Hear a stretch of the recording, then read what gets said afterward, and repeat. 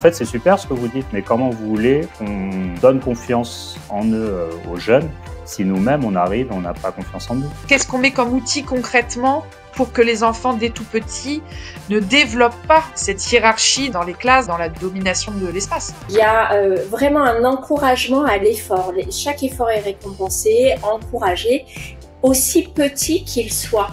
Et donc ça change tout et ça commence tout petit. Est-ce qu'ils peuvent dire à un prof, vous êtes sérieux? Je suis choquée. Cette semaine, j'ai beaucoup charbonné. Wesh. Ils peuvent essayer, mais pour moi, ils vont pas sortir vivants. Hein.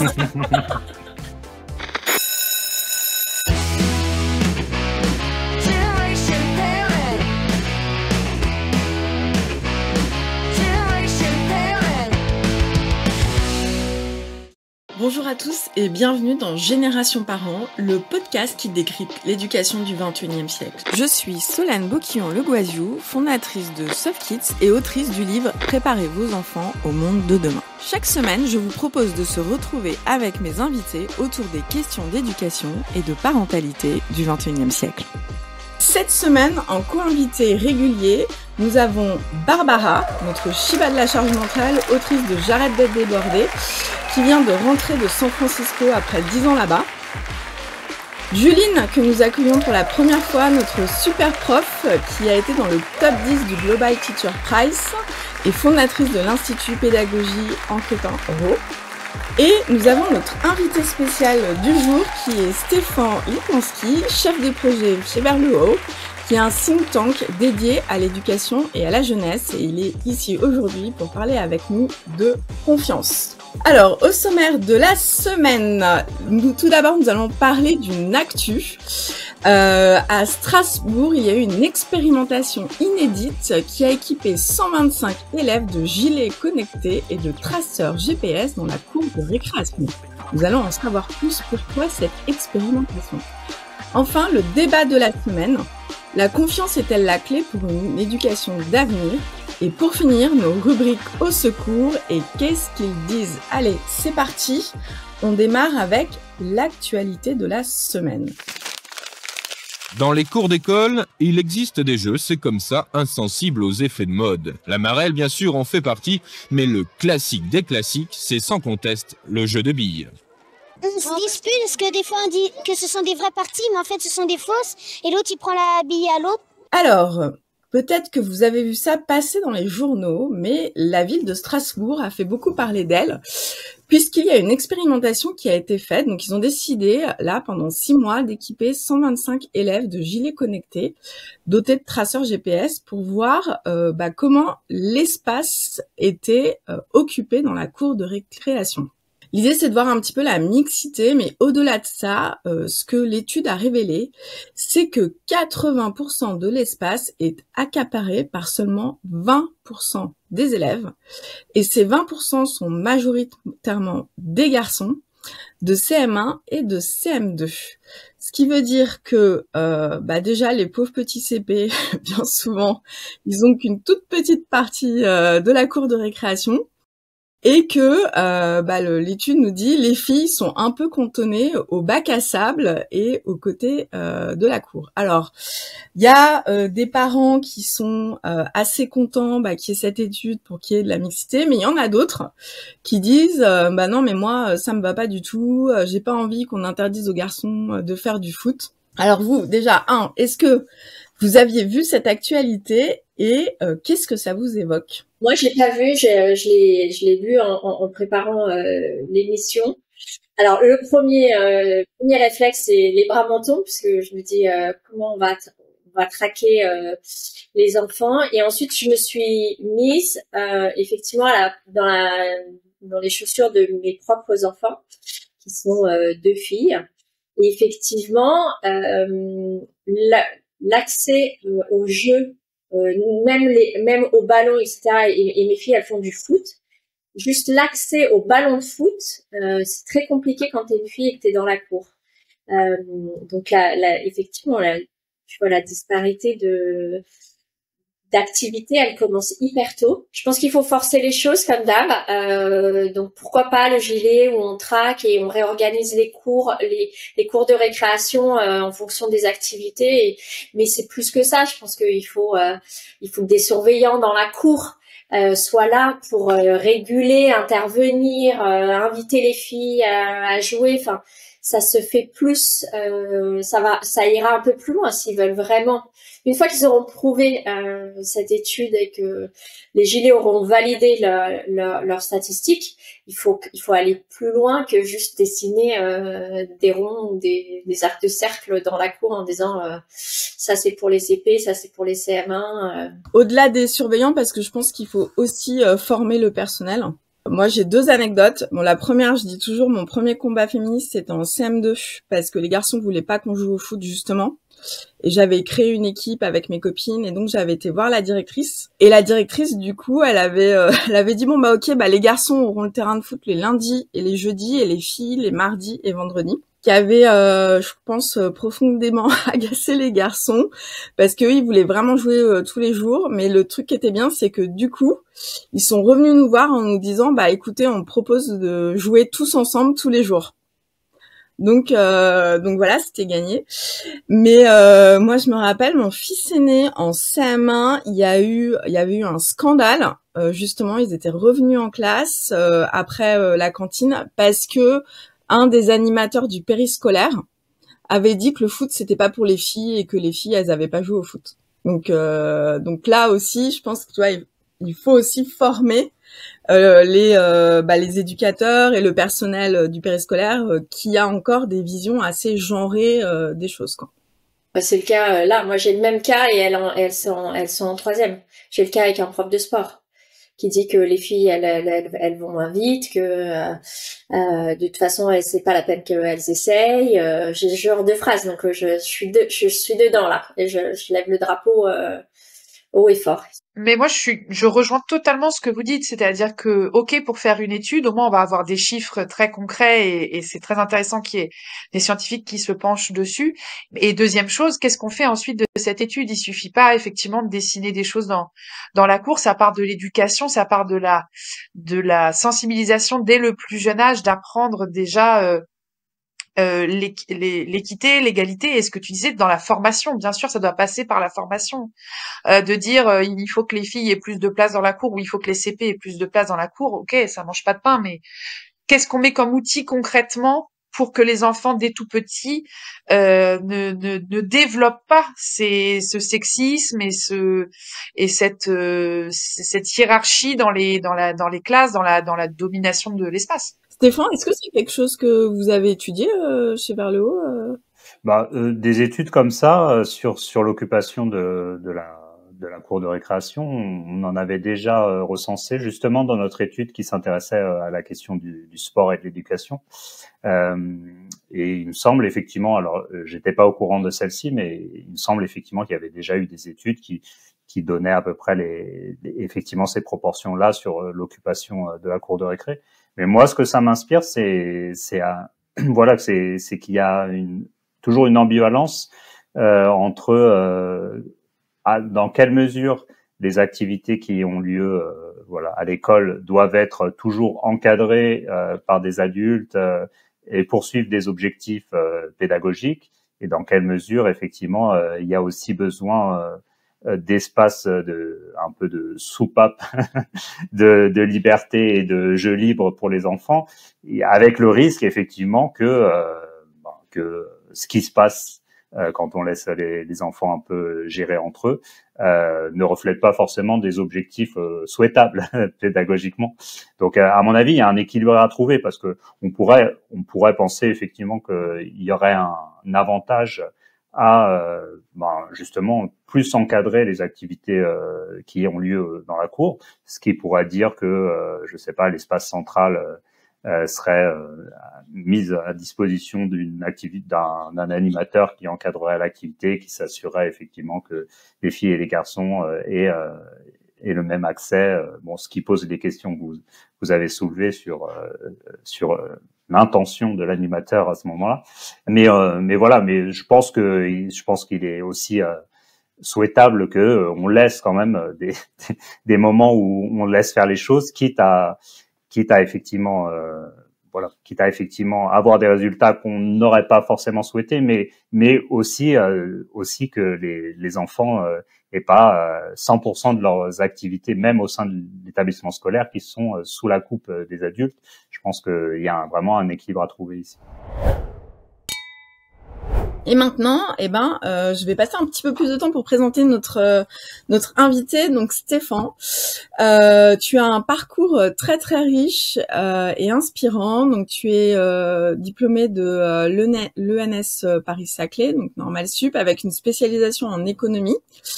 Tu as obtenu un master en philosophie politique et éthique à la Sorbonne, et ton mémoire, qui montre bien que les sujets d'éducation t'ont toujours intéressé, c'était éducation et égalité des chances, jusqu'où l'État peut-il empiéter sur la liberté parentale? J'aimerais bien avoir accès à ce mémoire, entre parenthèses. Donc ça témoigne de ton engagement. Merci pour ces questions-là. Et donc tu as été aussi enseignant en économie à l'université de Panthéon-Sorbonne. Tu accompagnes toujours des masters et des doctorats dans leurs travaux de recherche, et actuellement donc tu es chef de projet en alliance éducative chez Vers le Haut, et tu continues à explorer les enjeux de société. Tu as contribué et coordonné de nombreux rapports pour Vers le Haut, dont le dernier est sur la confiance. Alors, ce qui nous amène à notre débat, qui est: la confiance est-elle la clé pour une éducation d'avenir? Mais peut-être juste avant de passer au débat, tu peux peut-être rapidement nous parler de Vers le Haut. Qu'est-ce que vous faites? Donc, c'est un think tank en éducation et jeunesse, mais quel est votre travail quotidien chez Vers le Haut? Oui, tout à fait. Effectivement, think tank, c'est un mot qui parle peut-être à certains et pas à d'autres. On est un groupe de réflexion sur les questions d'éducation et de jeunesse, ce qui fait que notre activité principale, c'est d'écrire autour de ces sujets-là. Et donc, on publie chaque année différents types de publications, mais des études comme celle sur la confiance, c'est un travail d'un semestre autour de ces thématiques-là. De plus en plus, on exploite pas mal de formats, puisqu'on a ces formats assez longs, mais on a aussi des articles sur notre site. On fait témoigner des jeunes sur un podcast. Et aussi on fait énormément de documentation et de reportages d'initiatives qui sont déjà menées par des acteurs de terrain, et dans des domaines éducatifs qui sont assez variés, c'est-à-dire que ça, c'est pas toujours l'école, et ça peut être effectivement l'action d'associations qui sont investies dans le périscolaire, l'extrascolaire, mais aussi ce qui se passe en protection de l'enfance, ce qui se passe effectivement dans l'éducation populaire, ce qui peut se passer dans la petite enfance, etc. Donc on a à la fois ce prisme groupe de réflexion, c'est-à-dire qu'à l'issue de nos travaux, il y a toujours un peu des propositions qui ciblent plutôt les politiques publiques, mais on a aussi ce prisme très orienté terrain où nos publications, elles sont toujours agrémentées de témoignages, d'interviews, de reportages, de prises de parole d'acteurs qui sont au quotidien avec les enfants et les jeunes. En tout cas, moi, je trouve que vous faites un travail remarquable, et c'est vrai que ce qui est hyper intéressant, c'est que dans tous vos rapports, il y a toujours le terrain qui est là et qui est présent, et les assos, et c'est très bien d'avoir cette double vision, et académique et de terrain. Et donc, j'ai lu le rapport sur la confiance, parce que la confiance, c'est un de mes sujets de prédilection préférés. C'est le plus gros chapitre de mon livre. Souvent, quand j'interviens dans les médias, quand je donne toujours ce chiffre que la France est classée 62e sur 65 des pays de l'OCDE sur la confiance en soi des élèves en leur capacité à réussir, souvent les gens sont assez interloqués. Et c'est vrai que dès le début du rapport, on a cette phrase de François Dubé, qui est sociologue, qui dit: les étudiants français sont les plus pessimistes et les moins confiants en eux de tous les jeunes européens. Donc là, dans ce rapport, ce qui est très bien, c'est que vous avez abordé cette triple dimension qui est la confiance en soi, la confiance en l'autre, la confiance en l'avenir. Et vous avez essayé de voir comment est-ce que ça a structuré, comment est-ce que ça a parlé aux jeunes, et comment est-ce qu'on pouvait faire pour mettre un peu plus de confiance. Et donc le débat, c'est est-ce que la confiance ce serait pas la clé pour que les élèves réussissent, que les enfants réussissent. Et donc l'étude, vous l'avez intitulée un sérieux besoin de confiance, ce que nous devons à la jeunesse. Et donc ma première question, ça serait qu'est-ce qui a fait que vous avez décidé de vous intéresser à ce sujet et que vous avez pris ce prisme d'aller sur les 3 dimensions?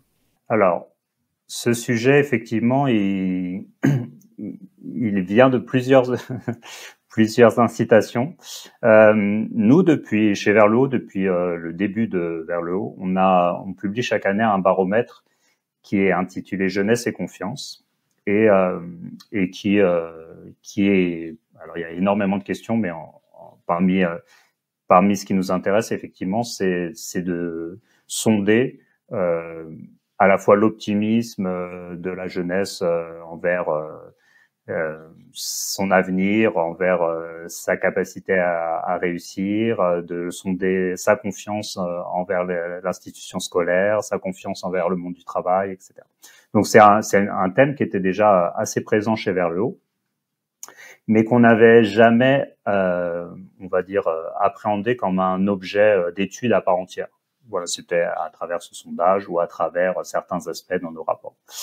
Et donc, quand on cherchait un thème pour une de nos études, on a eu cette idée-là aussi par l'incitation de certains de nos partenaires qui sont venus nous voir en disant, voilà, nous, on est préoccupés par la question de la confiance en soi chez nos jeunes. Alors, en particulier, il y a un de nos partenaires sur cette étude qui est l'association Télémac, qui œuvre dans le domaine du mentorat, et qui disait, en fait, nous, une des intentions principales qu'on avait quand on monte ces projets de mentorat, c'est-à-dire l'idée de créer des binômes entre un jeune et un adulte qui est en dehors de son cercle familial et en dehors du cercle, on va dire, scolaire, et qui va suivre un jeune dans sa scolarité, souvent dès le collège jusqu'à la fin de ses études, pour lui faire découvrir le monde professionnel, pour ouvrir son horizon culturel quand c'est à d'autres choses que ce qu'il voit dans sa famille ou dans ses groupes d'amis, etc. Et donc cette association Télémac disait, nous, en proposant du mentorat, on s'était dit que ça allait booster les jeunes pour leur confiance en eux.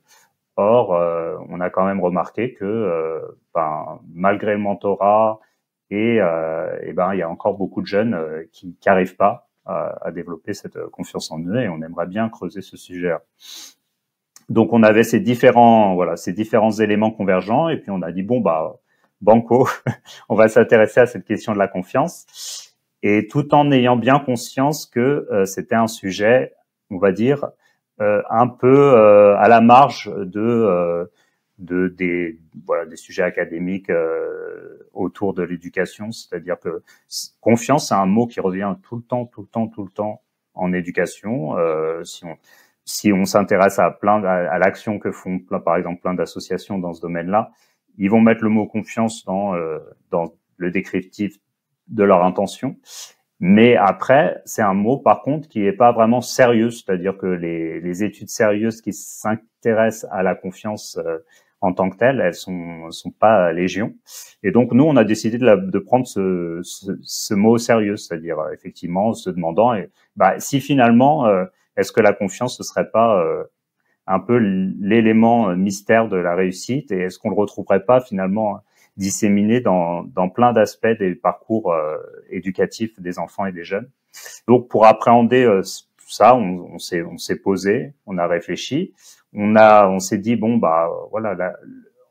dans ce terme confiance, au moins dans la langue française, il y a cet aspect intéressant qu'on utilise le même mot pour aller de confiance en soi que de parler de la confiance dans les autres ou voilà, il y a plein d'objets qui se rapportent à la confiance et on va essayer de décortiquer, de voir la façon dont ils s'articulent.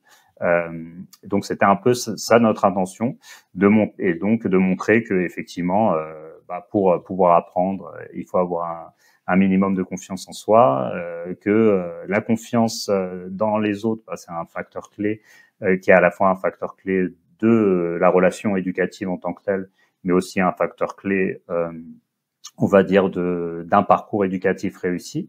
Et puis de montrer que ces questions de confiance, on les retrouve dans le sujet de la santé mentale, on les retrouve dans effectivement la question de l'orientation, on la retrouve dans plein de sujets et on a voulu déployer toutes ces dimensions-là dans cette étude. Juline, je vois que quand Stéphane parlait, je voyais que tu acquiesçais beaucoup, ça te parle, je suppose, en tant que professeur. Qu'est-ce que tu peux nous dire de ce que tu as vu, toi, sur la confiance des élèves? Mais bien sûr que ça me parle, surtout pour avoir travaillé avec des publics qui ont un passif très très complexe avec l'école. Moi, j'ai enseigné 9 ans en CAP et j'enseigne toujours en soutien scolaire, donc j'ai des jeunes qui sont persuadés qu'ils ne peuvent pas, qu'ils n'y arriveront pas. Et mon travail, avant même de faire du scolaire, c'est de travailler ça, la confiance en soi et l'estime de soi et la persévérance. Donc, moi, il y a un mot magique que j'utilise vraiment et qui aide dans la confiance, c'est le mot encore. Un élève qui me dit « je n'y arrive pas », je dis « non, tu n'y arrives pas encore ». Mais ça, je sais pas le faire. Non, tu sais pas encore. De remettre le curseur en disant mais t'es en train d'apprendre, t'es dans un processus et moi je suis là pour te guider. Mais effectivement, je rebondis totalement sur l'idée qu'on en parle tout le temps, mais c'est pas vraiment sérieux, quoi. C'est-à-dire quels outils on met en place aujourd'hui concrètement pour que les enseignants puissent développer ça chez les élèves. Parfois, il suffit de pas grand-chose. Hein. Moi, j'organise des week-ends de révision avec les jeunes avant les examens. C'est 4 jours dans lesquels on met des petits outils tout simples comme des cercles de parole, des bâtons de parole, des comprendre ce qui me motive moi, pourquoi l'autre ne fonctionne pas comme moi, etc. De travailler la confiance et la vie en groupe ensemble pendant 4 jours. 4 jours. Et les gamins reviennent métamorphosés. J'ai des parents encore aujourd'hui qui me disent depuis, mon fils, c'est plus le même. 4 jours. Donc, c'est ça c'est qu'en fait, les outils, ils existent. Il y a plein d'associations, d'enseignants, de personnes qui travaillent sur les compétences psychosociales et qui ont des outils. Donc, c'est comment on diffuse au maximum ces outils. Mais au-delà des outils, il y aurait pas une question d'état d'esprit parce que toi, Barbara, qui revient quand même du pays de la confiance en soi, enfin, j'ai envie de dire, quand on les voit parler, prendre la parole, enfin, on se dit, il y a un gap culturel énorme. Enfin, toi, qu'est-ce que t'as vu, Barbara, là-bas, toi? Ah, mais c'est clair, il y a un truc, je pense que je vais rejoindre Stéphane et Juline, mais qui change tout, c'est la façon dont, quand quelqu'un s'exprime ou fait quelque chose, la façon dont les autres réagissent. Là, typiquement, tu fais un exposé, même si les moyens, quand tous les élèves et le prof t'applaudissent en disant « It's awesome !» et t'as évidemment, et peut-être que t'auras que un B, mais tout le monde t'a applaudi et t'a encouragé, et donc t'as envie, d'abord t'as l'envie de faire, de refaire, de faire et de refaire, donc je rejoins le encore. Le encore, il est possible. Et puis, donc t'as une espèce de quand même respect je vais pas dire du travail parce que Stéphane, je pense que tu vas me tirer les oreilles, mais il y a vraiment un encouragement à l'effort. Chaque effort est récompensé, encouragé, aussi petit qu'il soit. Et donc ça change tout et ça commence tout petit. Donc après, ils sont très bons en prise de parole en public parce qu'ils s'exercent depuis la maternelle, mais les États-Unis, moi je l'explique souvent comme ça aux entrepreneurs, c'est des chercheurs d'or. Et là, je vais prendre la parole sur la Californie, parce que je représente pas tous les États-Unis. La Californie, c'est encore un plus spécifique. C'est aussi le berceau de Stanford, Berkeley et les gros collèges dits publics, mais voilà. En fait, il y a un espèce de mouvement historique qui est tout est possible. On est des chercheurs d'or et tant qu'on n'a pas trouvé, qu'on n'est pas satisfait, on va chercher encore et encore. Et chez nous, on est des révolutionnaires.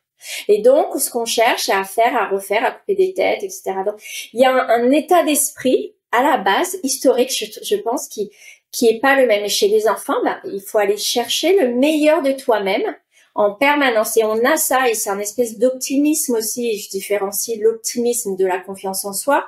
Il y a un optimisme ambiant et une confiance en la réussite. Et les élections l'ont prouvé, c'est-à-dire que on a confiance en une réussite potentielle. Et donc ça booste. Ouais, c'est possible de réussir, quel que soit d'où tu viens. You can do it. Ils le vivent vraiment, et ça donne une confiance chez tout le monde, au boulot, etc. Donc vraiment, parfois c'est même pour recruter, c'est un peu plus compliqué que ça, mais chez les enfants, ça se voit vraiment. Ils essayent, ils réessayent, ils ont une deuxième chance. Ça, Julie, tu vas adorer. J'ai un B, par exemple, j'ai un 12, je me dis, je peux mieux faire, maîtresse, je peux mieux faire, est-ce que je peux refaire mon devoir? Bien sûr, tu peux, tu penses que tu peux mieux faire, mais vas-y, refais. Et ça, mais juste ça, ici, ouais, j'ai eu la rame de il y a quelques enseignants oui. qui font, hein. Moi, l'année dernière, mon fils, son prof de maths, ils avaient le droit de recommencer, mais c'est hyper rare. Ouais. Mais du coup, Stéphane, qu'est-ce que ça nous dit, cette enquête, sur qu'est-ce qui empêche, pourquoi la jeunesse en France est empêchée d'avoir confiance en elle? Alors, en fait, c'est une question complexe, parce que effectivement, c'est plein de petites choses. Mais c'est vrai que ce qu'on voit effectivement, c'est qu'il y a des représentations que les enfants acquièrent d'eux-mêmes, qui est assez tôt, sur est-ce que je vais avoir la capacité de réussir et de faire ce qu'on attend de moi. Et alors, sur les raisons exactement de comment ils les acquièrent, on n'a pas toujours tout décortiqué. Ce qui est sûr, c'est que un des aspects qu'a mentionné Barbara, c'est que les enfants, et c'est vrai à peu près de tout le long du parcours, mais ils ont pas forcément le sentiment d'être toujours très soutenus. Et ça se manifeste dans pas mal d'études qu'on a décortiquées, le fait que ils se sentent pas forcément toujours soutenus par les adultes, félicités. L'aspect félicité était effectivement important. Pas toujours effectivement non plus écoutés. Enfin, tous ces aspects-là ressortent pas mal des études. Et puis, je pense qu'il y a aussi des premières expériences. Je pense assez tôt d'ailleurs à l'école, qui par rapport au fait de réussir ou d'échouer, qui à mon avis sont assez déterminantes, dans le sens où on voit quand même très jeunes des enfants qui n'osent plus se lancer dans des activités, qui veulent pas s'engager par peur qu'on leur dise non, c'est pas bien ce que tu as fait, etc. Enfin, moi je me souviens d'avoir accompagné une sortie scolaire au Louvre avec une enseignante de dessin. C'était des enfants en CE1. Voilà, l'enseignante en dessin disait prenons ce tableau, allez-y, dessinez ce que vous voyez. Et il y avait des enfants qui étaient incapables de se lancer là-dedans, alors qu'on leur disait non, mais vas-y, fais ce que tu veux. C'est pas. Ils étaient incapables parce qu'ils disent je ne sais pas faire. Alors que on leur avait signifié qu'il n'y avait pas vraiment d'enjeu. Et puis nous, les parents qui étions là, on essayait de les encourager. Ils étaient totalement incapables de se lancer dans l'activité. Et je pense que et ça se voit effectivement sur des enfants assez jeunes qui probablement les premières expériences qu'ils vivent à l'école, etc. Sont vécues comme des expériences quelque part où ils sont pas mis en réussite. Ils sont pas forcément suffisamment encouragés, et très vite ils intègrent le fait que s'engager dans une activité, c'est prendre un risque, le risque d'être quelque part sanctionné verbalement au moins par rapport à ce qu'ils ont fait. Et c'est vrai que ce rapport à ce phénomène d'apprentissage, qui est un phénomène où on va devoir s'engager, faire des erreurs, se tromper et recommencer, etc. Ça peut être un frein, effectivement, et ça peut construire très vite une image. Je suis bon à rien, je je réussis pas. Quand on me demande de faire des choses, j'y arrive pas, etc. Et c'est d'autant plus renforcé par le fait que c'est souvent très tôt. Bon, ça, on le sait, que c'est un peu on va dire un écueil du système français, mais très tôt, on valorise des dispositions et des compétences qu'en fait, on leur a pas appris à l'école, mais qu'ils ont appris dans la famille. Et donc, très tôt, on va valoriser des élèves qui effectivement s'expriment facilement et correctement, qui montrent une certaine affinité avec l'école, avec ses règles, avec son fonctionnement, et que effectivement, au contraire, les autres sont pas forcément mis en valeur. Il va falloir, et c'est là aussi, il y a une nécessité de les remettre en situation de réussite, de valoriser aussi leur savoir et leur pratique à eux, etc. Enfin, là, on parle pour les plus petits, mais c'est vrai que par la suite aussi que on valorise pas forcément la diversité de tous les talents dans notre système éducatif, et qu'il y a des enfants qui savent faire plein de choses et dont on leur dit pas que ce qu'ils savent faire, c'est super. On voit très bien, par exemple, avec la différence entre, je reviens encore sur la France et les États-Unis, mais sur les sportifs. C'est-à-dire qu'aux États-Unis, on peut être pas très bon dans les matières académiques, mais être super bon en sport et aller dans la meilleure université du monde, quoi. Alors qu'en France, si on n'est pas bon à l'école et qu'on est super bon en sport, enfin même faire sport-études, faut avoir des super bonnes notes, quoi, en matière académique. Donc c'est vrai que c'est pas du tout valorisé. Et puis après, on est dans cette culture du résultat. Jamais on parle du chemin, quoi. Et on valorise toujours la note finale et pas le chemin pour arriver à cette note. Donc c'est. Et moi, j'ai bien aimé ce que Stéphane a dit. Il y a un sujet de honte. Vous savez, c'est la honte. C'est un mot c'est une phrase que j'entends que ici. Même à l'école, c'est s'exprimer en public et tout, c'est la honte. J'entends que ici aux États-Unis. Je l'ai jamais entendu. C'est-à-dire que on vient avec sa différence, on peut venir en pyjama à l'école, on peut ne pas avoir appris sa leçon, personne se moque les uns les autres. Ça, c'est un truc fondamental. C'est le respect de l'autre à l'école. Et là aussi, le rôle des profs, mais tout le monde, enfin des parents aussi. On se moque pas des autres, on se moque pas de ses camarades parce que ils ont pas appris leur leçon ou parce que et ça joue un rôle mais vraiment fondamental dans la confiance en soi et l'initiative. Je fais des choses, voilà, je dessine si je sais pas dessiner, mais c'est ok. C'est vrai que c'est quelque chose qui est très social, et moi je le vois même quand je forme des enseignants. C'est-à-dire que je vais leur faire tester en immersion la classe autonome. Ils ont des dates d'histoire à apprendre, et j'ai des profs de maths qui me disent ah non mais moi je suis nulle en histoire, j'ai jamais su apprendre des dates. Donc même eux, ils ont ce truc où je leur dis non mais tu vas y arriver. J'ai pas dit qu'il fallait réussir du premier coup. Ça c'est la phrase que je répète le plus de fois par jour. J'ai pas dit qu'il fallait réussir du premier coup ni du deuxième. Et effectivement moi je faisais refaire les devoirs aux élèves 2 fois, 3 fois, 4 fois s'il y avait besoin, parce que l'important était le chemin et pas le résultat. Et c'est vrai que le rôle de l'enseignant, le rôle des adultes est très important. Si nous on est modélisant, si nous on est déjà dans ce système de confiance, de bienveillance envers les autres, de respect, comme tu disais Barbara, de respect de l'autre, de comprendre pourquoi l'autre est différent de moi, et c'est ok, et c'est génial qu'on soit tous différents. Quand nous on est dans cette posture-là, ça essaime quelque chose. Moi, je l'ai vu au CFA l'année dernière. Je me suis formée justement sur toutes ces choses-là, et j'ai commencé à le mettre en place au CFA dans mes classes de CAP. Et je voyais que ça commençait à infuser chez les élèves ils n'arrivaient pas forcément à être bienveillants, mais ils voyaient quand ça l'était pas. Ils comprenaient assez rapidement ce que c'était. Et la confiance, ouais, je suis sûre qu'il y a beaucoup de choses à mettre en place. Et dès tout petit, c'est vrai, de dire que dès tout petit, ça peut se travailler. Mais par contre, c'est clair que les adultes ont un rôle énorme. Il y a d'autres chiffres qui m'interpellent. En fait, il y a 80% des adultes français qui disent ne pas faire confiance aux autres, versus 53% en moyenne dans l'OCDE. Donc en fait, on est un pays un peu quand même de défiance. Et quand on ramène ça aux jeunes, et la semaine dernière, on a reçu Emmanuelle Piquet sur le harcèlement scolaire, et Emmanuelle Piquet, elle disait que en fait les enfants veulent pas parler aux adultes, ils ont pas confiance en eux, et ils sont sûrs qu'ils vont jamais résoudre le problème. Et dans l'enquête de vers le haut, il y a ce chiffre aussi où c'est un enfant sur 2 qui estime ne pas pouvoir se confier à un adulte. Comment est-ce qu'on peut développer leur confiance en eux si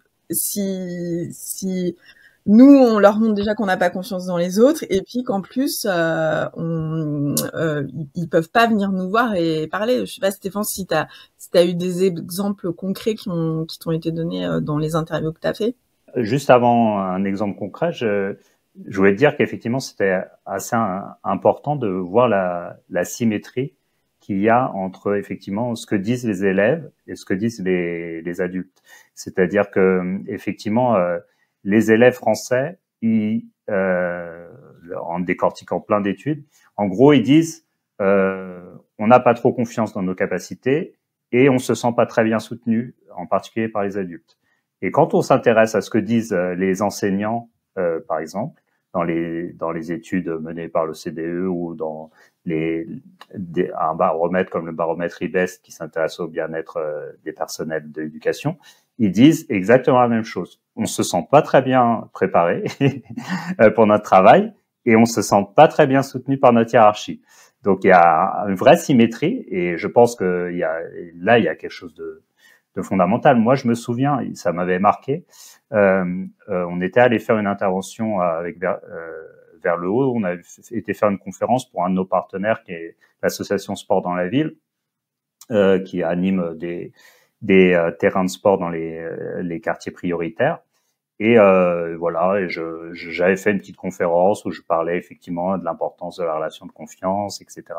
Et donc il y avait une éducatrice qui m'a disait en fait, c'est super ce que vous dites, mais comment vous voulez qu'on donne confiance en eux aux jeunes si nous-mêmes on arrive, on n'a pas confiance en nous. Donc, en vérité, il y a une question effectivement fondamentale dans la façon dont sont préparés effectivement les adultes qui vont travailler avec ces enfants-là. Et c'est vrai que nous on fait souvent des ateliers avec comme ça des éducateurs, alors des enseignants ou des animateurs et etc.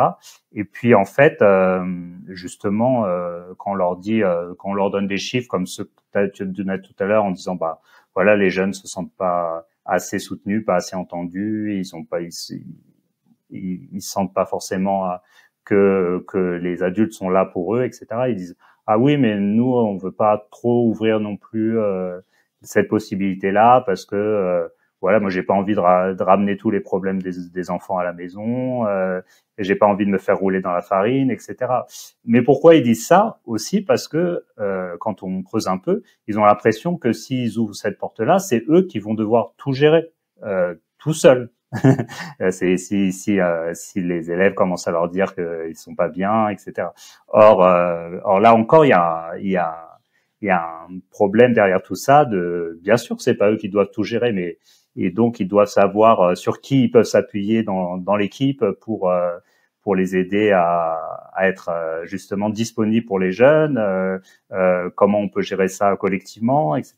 Et donc, je pense que aussi bien chez les enfants que chez les adultes, on retrouve les mêmes phénomènes, on retrouve cette défiance, cette difficulté à faire avec les autres aussi, et que beaucoup de choses viennent de là.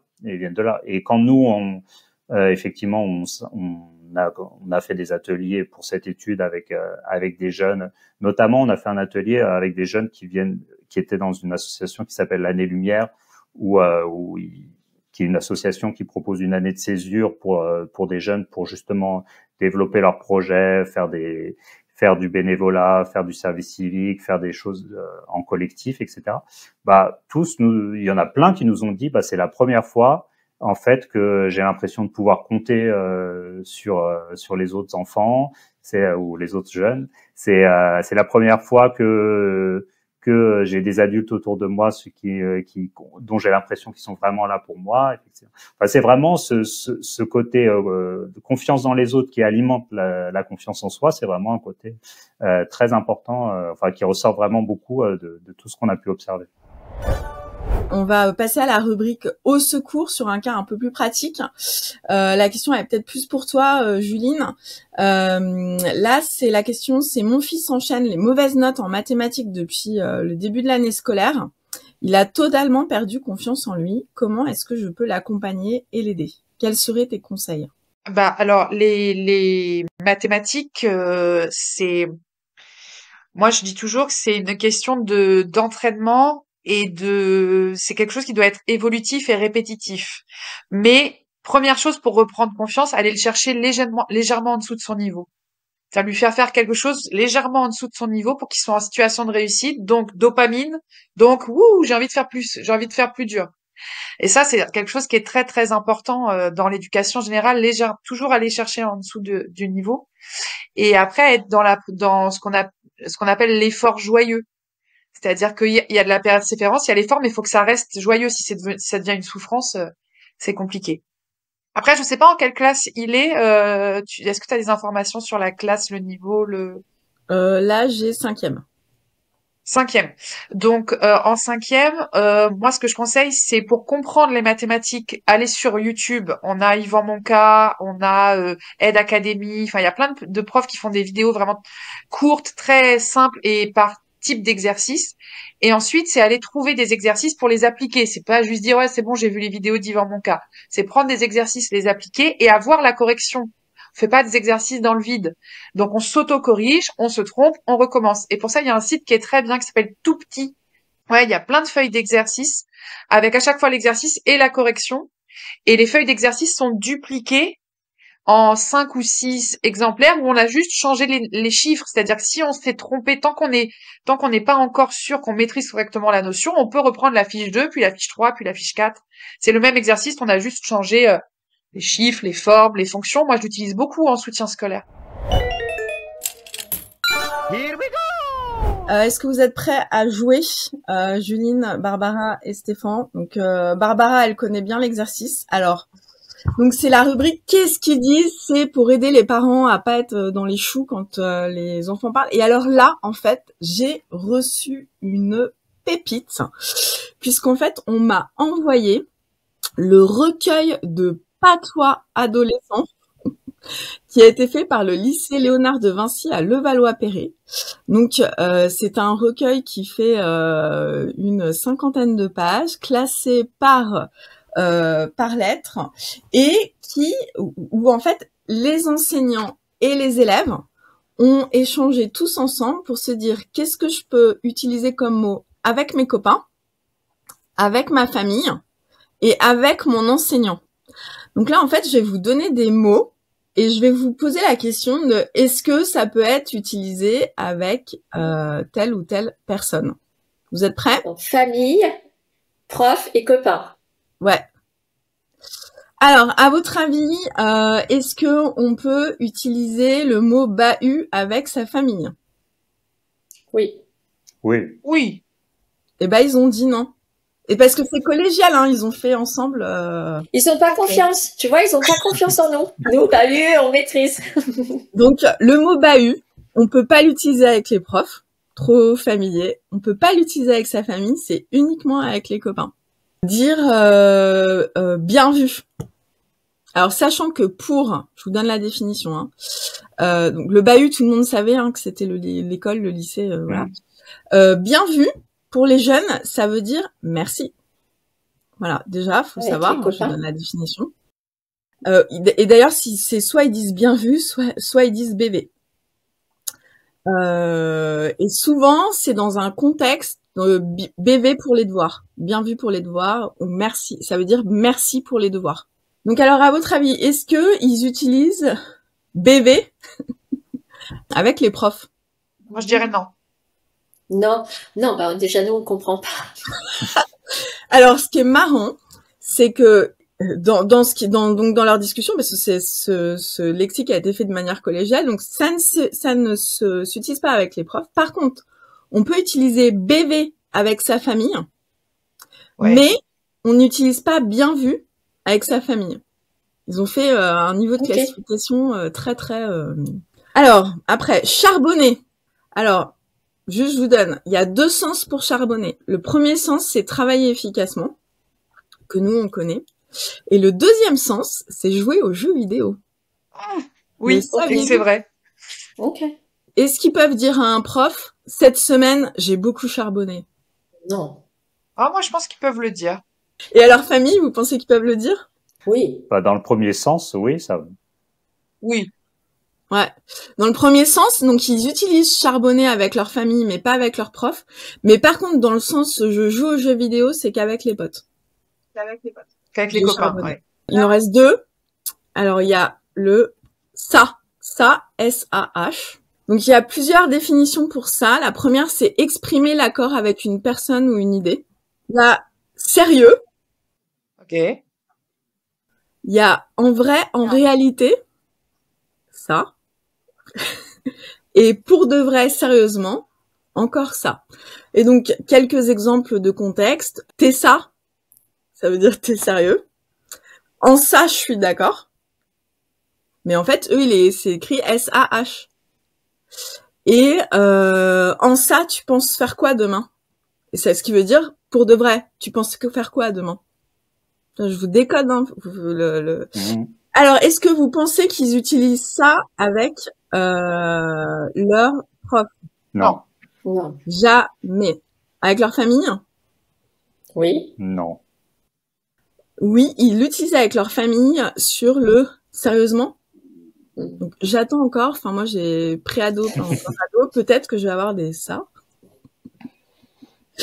Donc c'est le seul moment où ils l'utilisent pour la famille pour dire sérieusement. Donc si vos enfants vous disent ça veut dire sérieusement. Voilà. Non mais ça, il parle de moins en moins. On est d'accord. Et ça, ça se raccourcit. Ça. Bah oui, c'est ça. C'est ça. C'est ça. Et alors, le dernier pour la route, wesh. Donc, il y a trop de différents. Je ne savais pas que wesh était utilisé dans autant de situations. Donc, il y a le wesh pour dire bonjour, salutations. Donc, wesh, comment tu vas? Wesh bien. Wesh mon gars, ça va. Wesh, ça va. Donc, ça c'est bien. Ensuite, il y a le wesh pour dire de quoi. Donc, mais pourquoi t'es en retard? Mais ouais, ça va pas. Mais quoi, ça va pas? Voilà. Il y a le wesh pour pourquoi t'es là? Qu'est-ce que tu fous là? Le wesh du sérieux. Donc en fait, je pense qu'à chaque fois, il faut un vrai contexte. Hein. Mmh. Bah oui. Et sinon, le wesh et le wesh, je suis choquée. Voilà. Alors, est-ce que vous pensez qu'il y a des situations où ils utilisent wesh avec les profs? Ils peuvent essayer, mais pour moi, ils vont pas sortir vivants. Hein. Et ben c'est marrant parce que ils ont quand même mis qu'ils pouvaient utiliser wesh avec les profs et la famille pour mais ça va pas. Wesh, mais ça va pas. Okay. Et pour wesh, comment ça va? Voilà, c'est les deux seuls où ils sont dit mais par exemple le wesh sérieux, vous êtes sérieux? Ça c'est pas avec les profs, c'est avec la famille et les potes. Et évidemment le wesh peut être tout le temps utilisé avec les amis. Et donc ce qu'on se rend compte quand même hein, dans ce dictionnaire donc où il y a beaucoup de pages, c'est que en fait tout est permis avec ses potes. Et qu'on voit bien qu'il y a le langage avec les potes et que on peut tout se dire entre potes. Et c'est uniquement, on va dire, avec les profs et la famille qu'on fait attention. Voilà pour la fin de cette rubrique. J'espère que je vous ai appris des choses, Juline, Stéphane, Barbara. Oui. Vous avez un nouveau niveau de vocabulaire de Jones.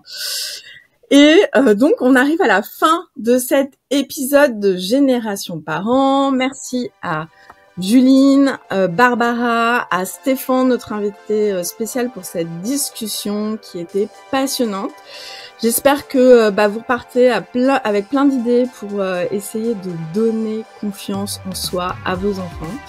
N'oubliez pas de vous abonner, de nous laisser un commentaire pour nous aider à remonter dans les classements podcast et YouTube. Et on vous dit à la semaine prochaine pour un nouvel épisode. Merci beaucoup. Nous espérons que cette discussion vous a donné des pistes pour accompagner vos enfants face aux défis du 21e siècle. Un grand merci à nos invités. N'oubliez pas de vous abonner à notre chaîne YouTube ou de laisser des commentaires sur vos applications de podcast. Et enfin, je vous dis à la semaine prochaine pour un épisode plein de nouvelles idées pour décoder l'éducation du 21e siècle. Merci.